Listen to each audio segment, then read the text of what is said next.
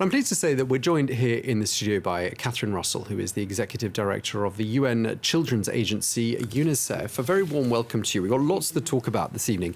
You are the 8th Executive Director of UNICEF. You took up the job in February of this year. Now, the timing couldn't have been more extraordinary. The pandemic was still lingering. A war on the European continent was just about to break out as you took up that position. There's a cost of living crisis that's plunged millions of people across the globe into poverty, not to mention a barrage of natural disasters, most recently flooding in Southeast Asia and a huge earthquake in Afghanistan. Clearly, all of these events have been massively damaging for adults. But 2022 has been an even more damaging year for children, hasn't it? Yes, you're right, Tom. I think the way to think about it is anytime you have a conflict or a crisis or any sort of challenge in the world, the people who are most vulnerable are children, and they're the most affected by it. So if you take COVID as an example, our estimates that plunged 100 million more children into poverty because of the sort of disruptions to economies around the world. Not to mention it kept them out of school for so long, right? Then we have these terrible climate problems in the Horn of Africa, the Sahel, where people are really now in terrible straits trying to get enough food to survive.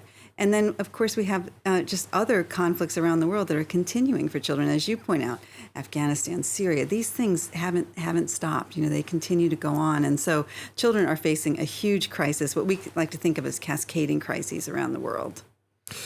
And I mean, UNICEF's humanitarian response for children displaced around the world, in particular from Ukraine, has been immense.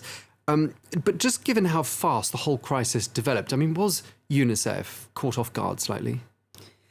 No, I don't think we were caught off guard. I think that we had people in Ukraine, we've had people working there for years and years. And so we had a sense that there were problems afoot. But of course, you know, I think that the actual invasion of Ukraine did happen so fast, and the consequences of that invasion, of people moving so fast out of the country, just thousands and initially thousands and then finally millions of people displaced by that conflict. I think that was just the immense nature of it is what was so disruptive. And I think the surrounding countries have done an amazing job receiving those people, and the UN agencies, UNICEF and others have tried so hard to help in those places.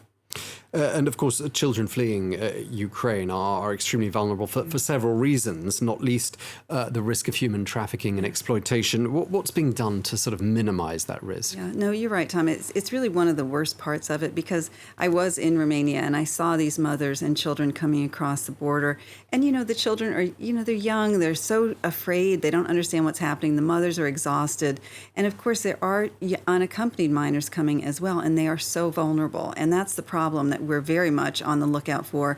I've done a lot of work with different border patrols and others to say this is what you need to look for. But UNICEF is also working to not just identify these children who are coming across unaccompanied, but then support them as well and try to make sure that they're either reunified with their families or that they get the support they need.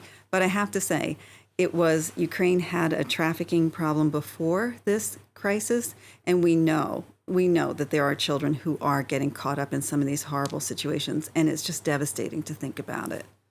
And does something like the tragedy and the scale of what's happened in Ukraine come at the expense of other UNICEF initiatives? Is there that risk? Well, you know what happens is it's just so much attention is sucked up by Ukraine. And it's understandable because it's a war in Europe and people are concerned about it.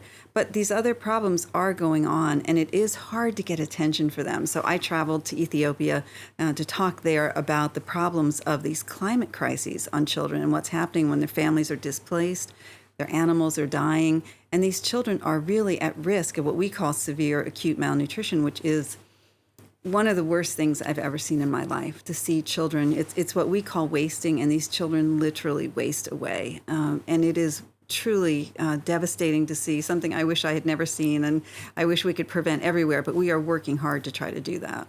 Yeah, indeed. I mean, UNICEF has identified a series of at-risk countries, 15 in all, where this severe child malnutrition is at its highest risk. All of them are in Africa, aren't they, these countries? Yes. Just tell us what sorts of things you're doing. And I gather you've brought something with us to show us. I brought you, this is something called RUTF, and it's what's known as ready-to-use therapeutic food. And essentially what this is a peanut paste, and it has oil, peanut oil, and peanut ground up peanuts. And then it has supplements for children so that they get some nourishment. And if we use these, we can save these children's lives. And it goes from, a child who literally is skin and bones, we can turn it around quite quickly. And I've been to these hospitals in Afghanistan, in Ethiopia, where they're full of children, and the mothers are kind of there perched around. And the whole hospital room is quiet because the babies are so weak that they can't even cry. It's really a horrible thing to see. But we start the nutrition and they turn around so quickly, which is amazing to see. But we know we're not getting everybody. We can't. And sometimes the mothers will take it for one child that's sick and then they spread it out among other children. So, these children, it's just, we need to do more there. And we need to try to save these lives as quickly as we can. Sure, and there's so much to cover, and we haven't got an awful lot of time. But just moving to Afghanistan, your efforts there, UNICEF was on the ground very quickly, perhaps before any other aid agency that I'm aware of.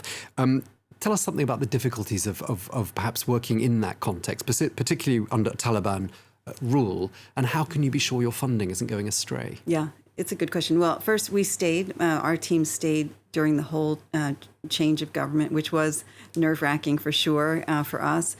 But the staff insisted on staying, and we've been in Afghanistan for decades and are pretty good at working there and know how to work with whomever is in charge to try to protect children. But it's really a very difficult situation because in addition to, I went there looking at the issue of girls in school, and we were talking to the Taliban, trying to get them to agree to keep girls in school, particularly secondary school. But at the same time, I saw how many people were suffering from this food insecurity there. And I met with one family, and the woman told me that she had 5 children. She was 25 years old. And essentially, her husband, who was a day laborer, if he could get some funds in the day, they would buy some potatoes that they would live on. Otherwise, it was really bread and water. And children can't live like that, right? They can't grow and be nourished the way they need to be. And that problem is a very severe problem. And then of course, you see they have an earthquake. It's like they can't get ahead. There are just so many compounding problems there. Just lastly, you've got enough funding for all of these various things. So you've launched an appeal, haven't you? I would never say we have enough funding for sure, because the needs are so immense, and we have different what we call sort of funding appeals, and none of them are at the point that they need to be. We have generous donors, and I have to say, people of France have been incredibly generous to us, and we're so grateful for that. We put the money to good use, but the needs far exceed the money that we're able to raise. Okay, well, I'm sorry we're out of time. We're going to have to do that. Thank you so much for coming in to see us here at France 24. Catherine Russell, Executive Director of UNICEF. Thank you very much indeed.